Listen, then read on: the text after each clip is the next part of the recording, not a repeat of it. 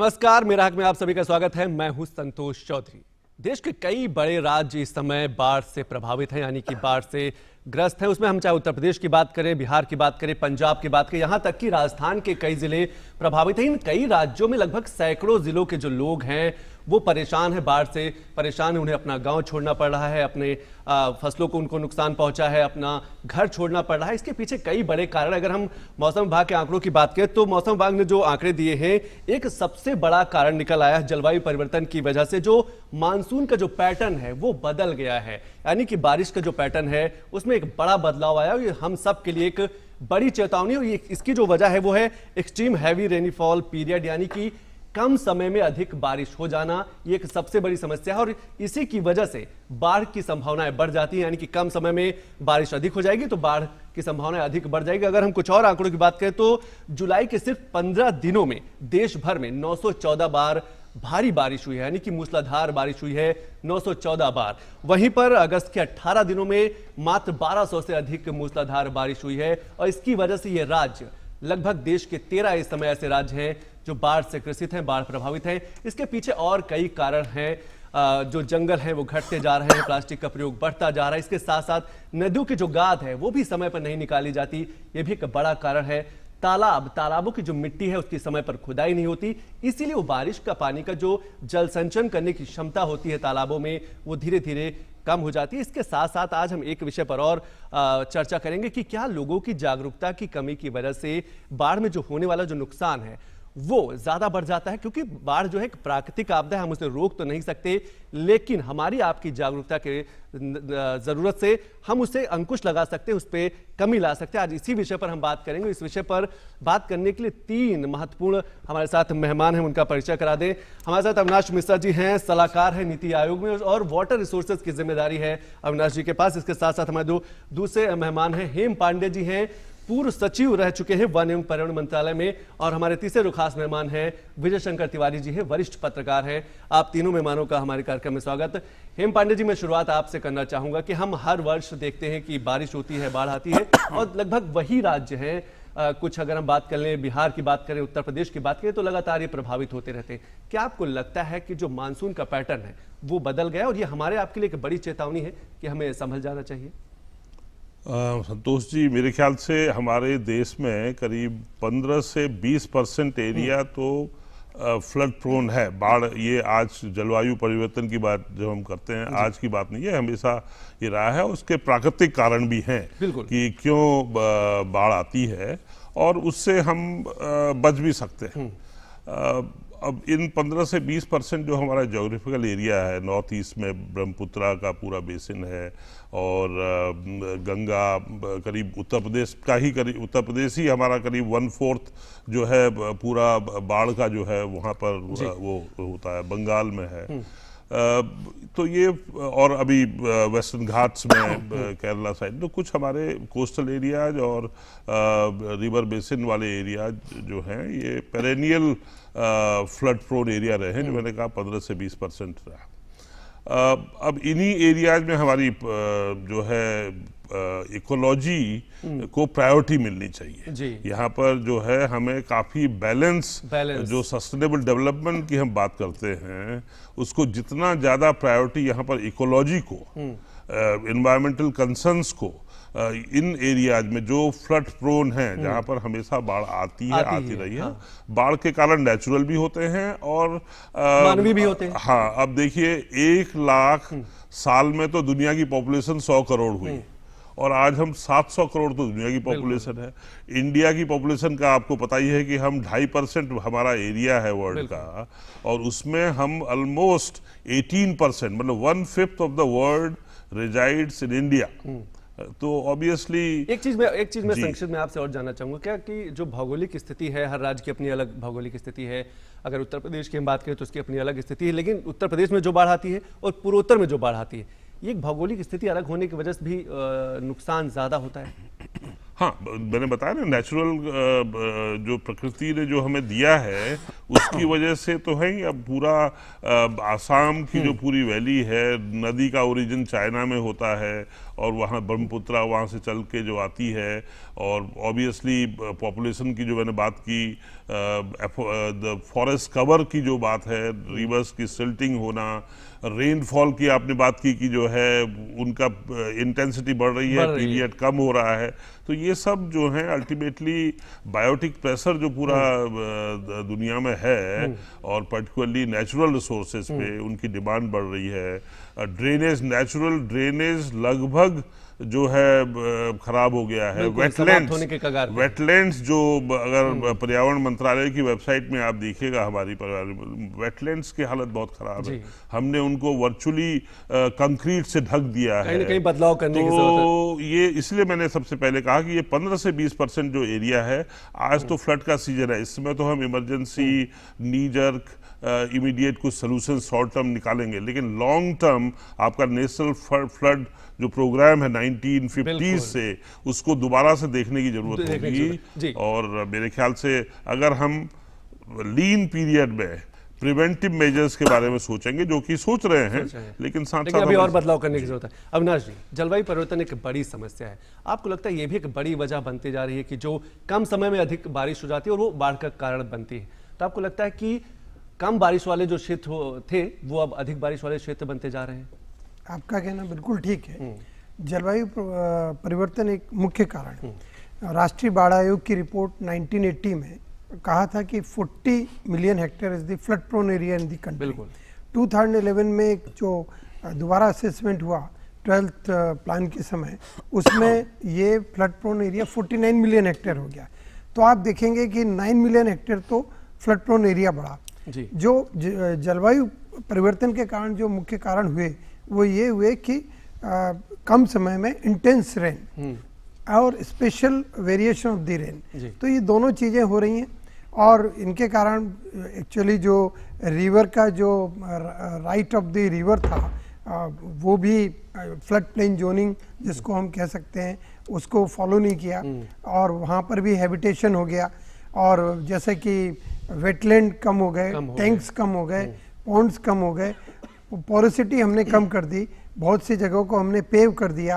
आप देखेंगे कि जहाँ जहाँ हैबिटेशन है वहाँ हमने सरफेस को पूरा पेव करके रखा है, तो उसमें जो एब्जॉर्प्शन कैपेसिटी है वो कम हो गई। तो उस कारण से वो इफेक्ट पूरा एक शॉर्ट टाइम में इमीडिएटली आपको रिवर में नजर आता है और वो फ्लड का कारण बनता है। विजय जी, जलवायु परिवर्तन एक वैश्विक समस्या से भारत की समस्या नहीं है, लेकिन आपको लगता है कि प्रकृति बार बार हमें चेतावनी दे रही है कि हमें अपनी जीवन शैली को बदलना होगा, विकास की जो रफ्तार है उसको कहीं ना कहीं संतुलन तरीके से आगे बढ़ाना होगा, नहीं आने वाला जो समय होगा वो और परेशान करेगा और ऐसे ही प्राकृतिक जो आपदाएं हैं उनकी संख्या बढ़ती जाएगी? देखो संतोष जी, मैं ब्रह्मांड की बात नहीं कर, कम से कम पृथ्वी की बात कर लेता हूँ। पृथ्वी में, ब्रह्मांड में सबकी अपनी प्रकृति है, तो पृथ्वी की भी अपनी प्रकृति है और पृथ्वी में भी प्रकृति की अपनी प्रकृति है, मनुष्य की अपनी प्रकृति, सबकी अपनी प्रकृति है। यहाँ गिव एंड टेक का मामला है, जब आप उसको दोगे तो वापस आपको मिल जाएगा।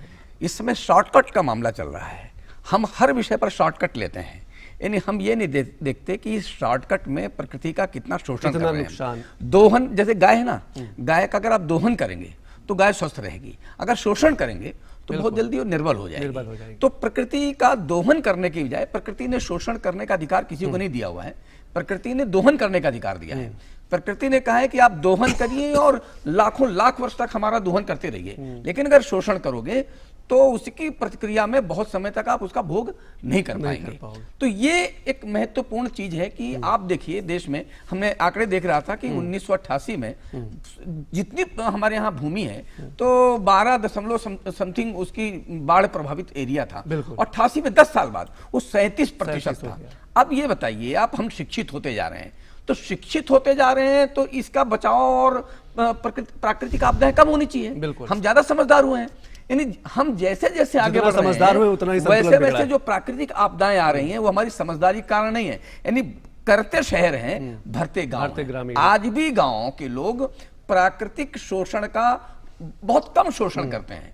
शोषण वो लोग करते हैं जो सुविधा भोगी हो गए हैं या अधिक से अधिक सुविधा में रहना चाहते हैं। केवल सिगरेट पी करके पर्यावरण की बात करने से पर्यावरण ठीक नहीं होने वाला है, ये संतोष जी एक बहुत महत्वपूर्ण विषय है जो हमें समझने की जरूरत है। बिल्कुल, कहीं ना कहीं बदलाव लाने की जरूरत है। हेम पांडे जी, आप वन एवं पर्यावरण मंत्रालय में रहे हैं, आपको लगता है कि जो जिला प्रशासन की भूमिका है वो कितनी महत्वपूर्ण हो जाती है जब किसी भी जिले में बाढ़ आती है और लोगों को राहत पहुंचाने की बात की जाती है? NDRF तैनात है सब जगह, तो इसमें तो सबसे पहला उद्देश्य होता है कि भाई लाइफ कोई लॉस ना हो, और उसमें शायद हम लोगों ने काफ़ी वो किया है, लेकिन अर्ली वार्निंग सिस्टम्स में हमें जो है काफ़ी रिलाई करना पड़ेगा। उसमें टेक्नोलॉजिकल एडवांसेज जो हो रहे हैं उनको जितना ज़्यादा हम अपना सकें, और आपने देखा रिसेंटली पिछले कुछ सालों में जो हमारे प्रेडिक्शंस हुए हैं, जो हमारी वार्निंग्स हुई हैं, जो उनका तुरंत उन पे कार्रवाई करने की वजह से काफ़ी नुकसान हमने बचाया है। प्रॉपर्टी का नुकसान तो कम बचता है, लेकिन एटलीस्ट लाइफ को बचाया गया है। तो और इसमें जिला प्रशासन तो सबसे पहले अग्रणी होता है, बिल्कुल कटिंग एज पे होता है, तो जिला प्रशासन तो सब समय तैयार रहता है टाइमली। और अब लोग भी समझने लग गए हैं, जानने लग गए हैं, मीडिया कम्युनिकेशन के माध्यम से जो है खबर उनके वहाँ पहुँचती है। इंडिया में जहाँ 2% टेलीकॉम कवरेज था 1998 में, आज 2018-19 में almost everybody, all of us are having, हमारे पास जो है एक कम्युनिकेशन सिस्टम है जिसको हम देखते हैं, उसको यूज करते हैं। तो उस मामले में कोई वो नहीं है, लेकिन प्रिवेंटिव मेजर्स लार्ज स्केल में, पर्टिकुलरली फ्लड प्रोन एरिया में बहुत जरूरी है। अर्बनाइजेशन जिस ढंग से हो रहा है इसको प्रैक्टिकल करना पड़ेगा, पर्टिकुलरली इंडिया जैसी कंट्री जो कि इतनी ज़्यादा पॉपुलेशन को हाउस करती है और इकोलॉजिकली इतनी डाइवर्स है, from Himalaya to coastal area. 7,000 kilometre हमारा कोस्टल एरिया है, कोस्टल बेल्ट हमारा काफ़ी फ्लड प्रोन है, और मैनग्रोव्स को हमें प्रायोरिटी देनी चाहिए कोस्टल एरियाज में, उनको ग्रो करना चाहिए, उसकी पॉपुलेशन बहुत कम हो गई है। अविनाश जी, एक चीज़ और देखने में आती है कि जब कहीं किसी ज़िले में बाढ़ आती है तो अक्सर देखा जाता है कि लोग अपना घर, अपना गांव छोड़ के नहीं जाते, और बाद में वो उनकी जान माल की, उनके जीवन के लिए और चुनौती बन जाती है उनको बचाना। तो आपको लगता है कि ऐसे समय में लोगों को और जागरूक होने की ज़रूरत है, वो जैसे ही उन्हें जानकारी हो कि नहीं उनके ज़िले या उनके घर या गाँव में बाढ़ आ गई है तो वो सुरक्षित स्थानों पर पहुँच जाए, ये उनको करने की ज़रूरत है? बिल्कुल, इस चीज़ की बहुत आवश्यकता है, और जहाँ तक जिला प्रशासन में भी इस चीज़ में काफ़ी सुधार आया है, और सेंट्रल वाटर कमीशन के जो प्रेडिक्शन है वो भी 97-98% करेक्ट होती हैं, और SMS से लोगों को बताया जा रहा है। लेकिन जहाँ तक मैं समझ रहा हूँ कि इसमें और जो उन्नत टेक्नोलॉजी है जिसमें GIS बेस्ड और सैटेलाइट इमेजरी को यूज़ करते हुए डिजिटल, उस टेक्नोलॉजी की ज़रूरत है, जो कि कई दिन पहले सिर्फ रेनफॉल के आभास से या जिस तरह से क्लाउड मूवमेंट हो रहा है उससे हम उसको पता कर सकते हैं। इसकी बहुत आवश्यकता है, और मैं समझता हूँ कि सेंसिटाइजेशन लोगों में आवश्यक है। फ्लड प्लेन जोनिंग होना चाहिए कि ये कौन सा एरिया है जहाँ पर मुझे नहीं रहना है, ये रिवर का राइट ऑफ द रिवर है, इसको हमें नहीं होना है, इसके पास नहीं होना है। इन चीज़ों का ध्यान रखना चाहिए। उसके साथ साथ हर एक गाँव में और शहरों में पहले जो बड़े बड़े तालाब हुआ करते थे, उन तालाबों की दोबारा आवश्यकता है, और उस तरह का जरूरत है। जो पुराने प्राकृतिक जल स्रोत हैं उन्हें जीवित करने की जरूरत है। चाइना ने तो स्पॉन्ज रोड बनाने का काम शुरू कर दिया है, मतलब उस तरह के ब्लॉक बनाए हैं जो कि पूरा पानी को ऑब्जर्व कर रहे हैं। हमें भी अब उस तरफ बढ़ने की आवश्यकता है। विजय जी, हम लालच के हैं या अतिक्रमण का शिकार कहें, या फिर हम ये कहें कि बढ़ती जनसंख्या की बड़ी वजह है, लोग अक्सर देखा जाता है कि नदियों के किनारे बहुत, जहां पर उन्हें घर नहीं बनाना चाहिए वहां पर वो घर बना लेते हैं, खनन शुरू हो जाता है, ये भी एक बड़ी वजह बन जाती है, क्योंकि नदी में थोड़ा सा भी पानी पहुंचा और वो बाढ़ का रूप ले लेती है। मुझे लगता है कि बढ़ती जनसंख्या आपदाओं का कारण नहीं है, प्राकृतिक आपदाओं का कारण तो बढ़ती जनसंख्या बिल्कुल नहीं है। उसका कारण है असंवेदनशील होना, असंवेदनशील होना, यानी जो व्यक्ति है उसको संवेदनशील बनाना। आप भी देखिए, हो सकता है मेरी बात से बहुत सारे लोगों को कष्ट हो सकता है, और खास तौर से जो मॉडर्न आर्ट पर चीज़ें ढूंढते रहते हैं वो हमारी बात को क्वेश्चन मार्क कर सकते हैं। हमारे गांव में पीपल की पूजा करना, वट की पूजा करना, तुलसी की पूजा करना, ये पूजा यानी तिलक लगाना नहीं था, रोली लगाना नहीं था। जब हम किसी के प्रति समर्पित होते हैं तो उसके प्रति कटिबद्ध होते हैं। जब हम पेड़ों के प्रति इतना कटिबद्ध होते हैं कि कटने नहीं देंगे, वो भावना, वो संवेदनशीलता, ये अगर आ जाती है तो एक बात मानिए संतोष जी कि कितनी भी बड़ी शासकीय व्यवस्थाएं हो जाएं, ये जो प्राकृतिक आपदाएं हैं उनके लिए 5% 7% तो उसका भरपेट कर सकती हैं, 95% नहीं कर सकती हैं। कारण क्या है कि इतने साधन हो ही नहीं सकते। प्राकृतिक आपदाओं का क्या, जिस आप पशु को देखिए, अगर उसकी आप थोड़ा हाथ रख देते हैं ना जी, वो भी आपके सामने पूंछ हिलाता है। यानी प्रकृति भी संवेदनशील है, वो भी आपकी भावनाएं चाहता है। अगर उसके लिए आप ठीक भावनाएं रखते हैं, उसको बचाते हैं, तो वो प्रकृति आपको बचाने के लिए कटिबद्ध रहती है। ये मेरी मान्यता है। और अभी वक्त है एक छोटे से ब्रेक का। ब्रेक के बाद हम जब वापस आएंगे तो नदी जोड़ो परियोजना जैसी जो महत्वपूर्ण परियोजनाएं हैं वो बाढ़ को रोकने में कितना कारगर साबित होंगी, इस विषय पर भी चर्चा करेंगे। इसके साथ साथ लोगों की जो जागरूकता है वो कितना अहम कारगर साबित हो सकती है, जिला प्रशासन की भूमिका, राज्य प्रशासन की भूमिका कितना महत्वपूर्ण भूमिका अदा कर सकती है बाढ़ को अंकुश लगाने में या फिर बाढ़ से जो जानमाल का नुकसान होता है उसको कम करने में। ब्रेक के बाद DD News presents a special new bulletin for hearing impaired. Special presentation of news from across the nation and around the world in sign language. Watch news for hearing impaired only on DD News.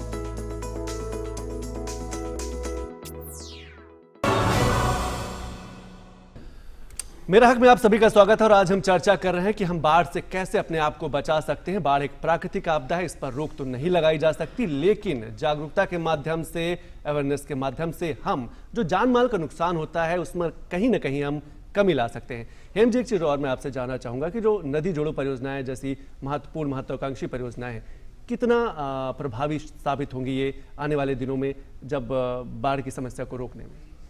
हमारे भारत सरकार के पर्यावरण मंत्रालय का तो tagline ही है, nature protects if she is protected.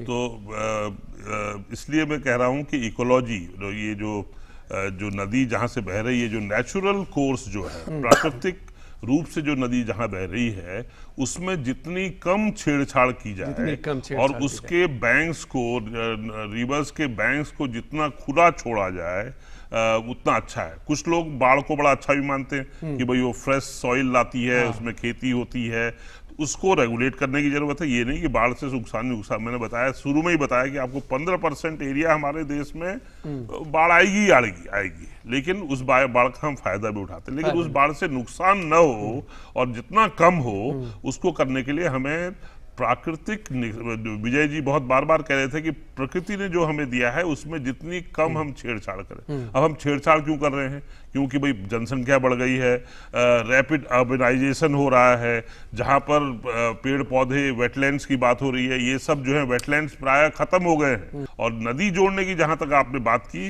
बिना एनवायरमेंटल इम्पैक्ट असेसमेंट करके, और वो भी कॉम्प्रिहेंसिव एनवायरमेंट इम्पैक्ट असेसमेंट होना चाहिए। जल्दीबाजी में ये काम नहीं होने चाहिए।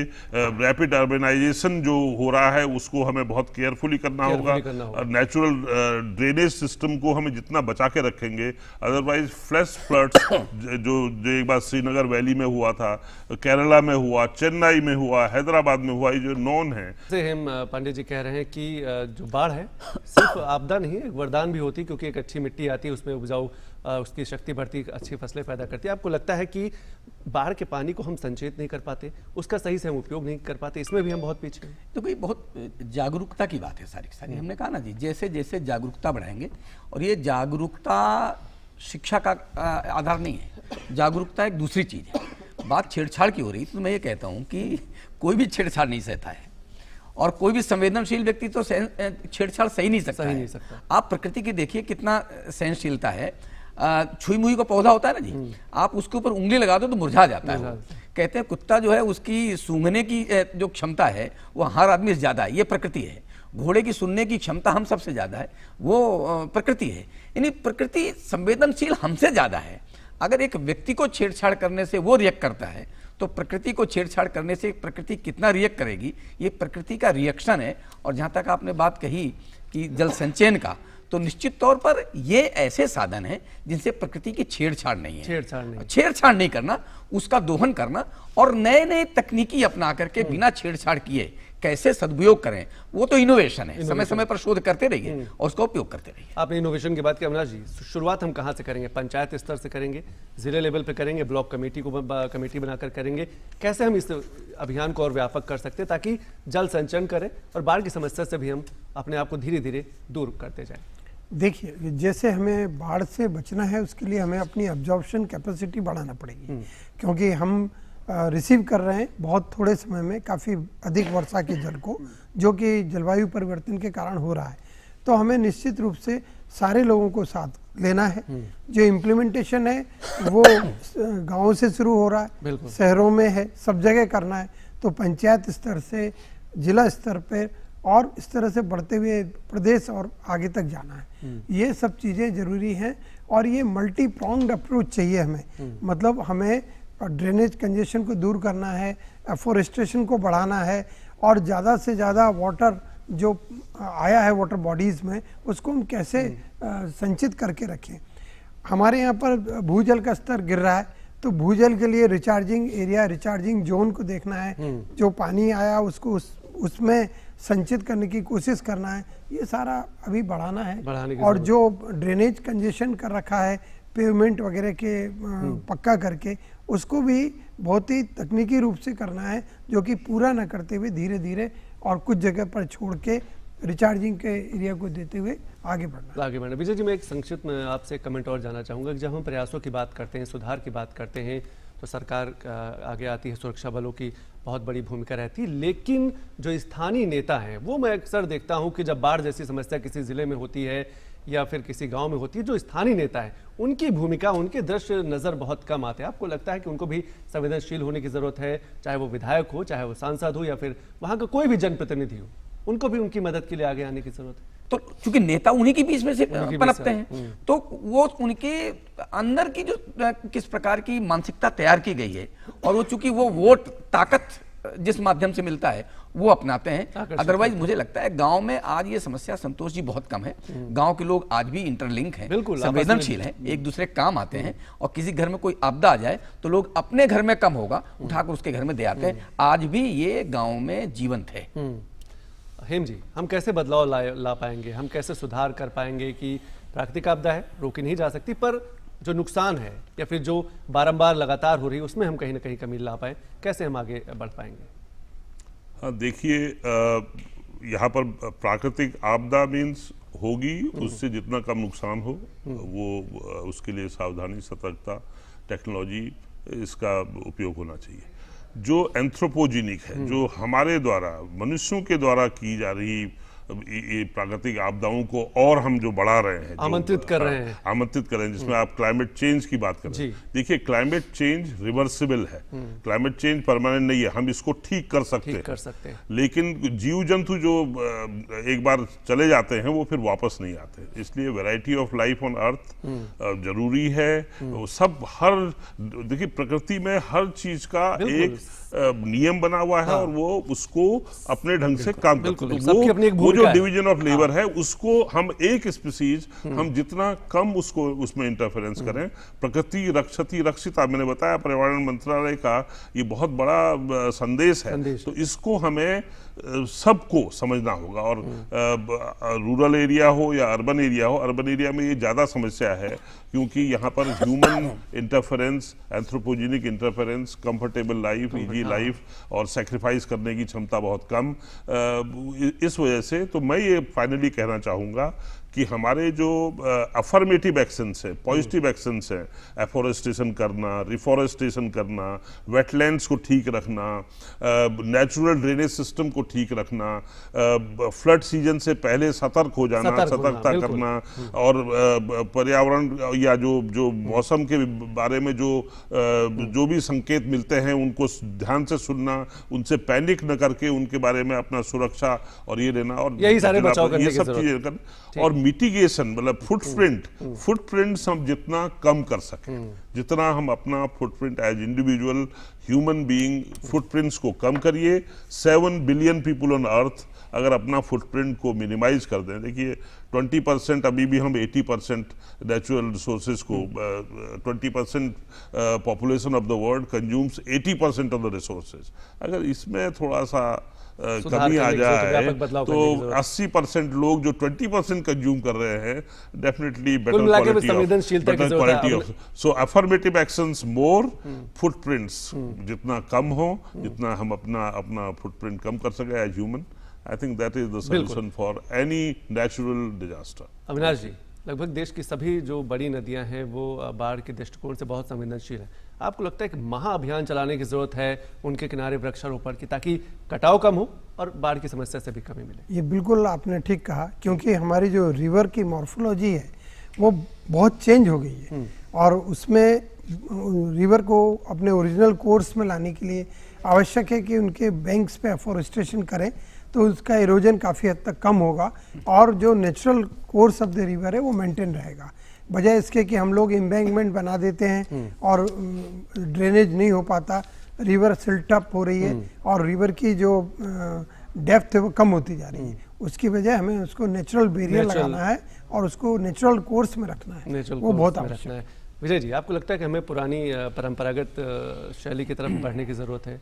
बहुत आधुनिकता हो गई और आधुनिकता के जो दुष्परिणाम है वो लगातार सामने आ रहे हैं। हमें अपने पुराने जो प्राकृतिक जल स्रोत हैं, कुआं है, तालाब है, बावड़ी है, पोखर है, उनको संरक्षित करने की जरूरत, उनको फिर से श्रद्धापूर्वक उनका नमन करने की जरूरत है। देखो, जब से आधुनिकता की परिभाषा गलत हो गई है, आधुनिकता यानी पश्चिमवाद नहीं है, आधुनिकता आपके यहाँ जहाँ हम रह रहे हैं वहाँ के दृष्टि से आप कितने और मॉडर्न हो रहे हैं, चीज़ों को बचा रहे हैं। और मैं तो प्रकृति के साथ जुड़ता हूँ, कितना प्रकृति के साथ आप जुड़ रहे हैं, ये आधुनिकता होनी चाहिए। तो गांव में इतना बड़ा सामंजस्य था प्रकृति के साथ कि वो शाम को कहते थे कि ये पत्तों को मत हिलाइए, ये नाराज हो जाएंगे, सो गए हैं यानी ये कितनी बड़ी संवेदनशीलता थी प्रकृति और इंसान के प्रकृति के साथ। अगर लगाव आपका खत्म हो गया तो प्रकृति का लगाव अपने आपके साथ खत्म हो जाएगा, फिर आपको बचाने वाला कोई नहीं है। इसलिए प्रकृति के साथ लगाव दोबारा कैसे जोड़ें, इस पर अगर बड़ा प्रयास हो तो प्रकृति हमारा बचाव कर सकती है और बहुत बड़े संसाधनों की इसके बाद संतोष जी जरूरत नहीं रहने वाली। जैसे पहले बताइए, आप 50 साल बाद 60 साल पहले आपदाएं तब भी आती थी, बाढ़ तो पहले भी आती थी, लेकिन क्या प्रकृति इतने नुकसान करती थी? क्या नहीं करती थी, क्योंकि उसके साथ लोग छेड़छाड़ नहीं करते थे। इस दृष्टि से सोचने की जरूरत है। जो सिंगल यूज प्लास्टिक की शुरुआत होने जा रही है कि वो एक बड़ा बदलाव आने ऐसे धीरे धीरे प्रयोग करने चाहिए। देखो, इसमें केवल सरकार कुछ नहीं कर सकती, इसमें बहुत बड़ा समाज का हिस्सा ज्यादा है, सरकार का हिस्सा कम है, लेकिन दोनों मिलकर इस दिशा में चलेंगे तो सफलता निश्चित है। बहुत बहुत शुक्रिया आप तीनों मेहमानों ने हमारे कार्यक्रम में शिरकत की। तो समाज का जो सहयोग है वो बहुत ज़रूरी है, जन सहभागिता बहुत ज़रूरी है, लोगों की जागरूकता बहुत ज़रूरी है, तभी हम प्राकृतिक आपदाओं पर कहीं ना कहीं थोड़ा सा अंकुश लगा सकते हैं, इससे होने वाले नुकसान से अपने आप को बचा सकते हैं। और ज़रूरत है कि ज़्यादा से ज़्यादा वृक्षारोपण करें और जो जल संचयन की क्षमता है, जल संरक्षण की क्षमता है, इसके लिए हम जागरूक रहें। अपने आसपास के जो तालाब है, पोखर है, उन पर भी हम अपनी नज़र रखें ताकि हम अपने आने वाली पीढ़ी को एक हरा भरा, एक प्रकृति पूर्ण समाज दे सके। तो आपको हमारा कार्यक्रम कैसा लगा हमें जरूर लिखिएगा। हमारा पता है, मेरा है कमरा नंबर 226, कॉर्पोरेक्स मार्ग, मंडी हाउस, नई दिल्ली 110001। आप फ़ोन कर सकते हैं। हमारा फ़ोन नंबर है 23866947। अगर आप दिल्ली के बाहर से फ़ोन करें तो दिल्ली का स्टडी कोड 01 लगाना मत भूलिएगा। आज के लिए बस इतना ही। नमस्कार।